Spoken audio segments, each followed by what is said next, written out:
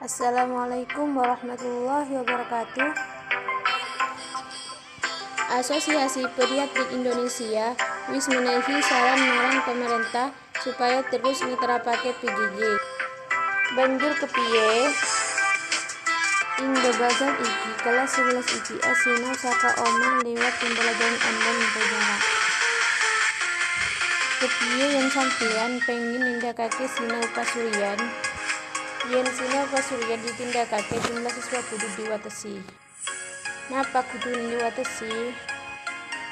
Kanggo ngindari penularan virus corona sing nganti saiki durung mudhun. Sukses kegiatan sinau siswa ing omah ora bisa dipisahake karo partisipasi wong tua. Mula wong tua isi dikongkon tuntun anake nalika pandemi COVID-19. Wassalamualaikum warahmatullahi wabarakatuh.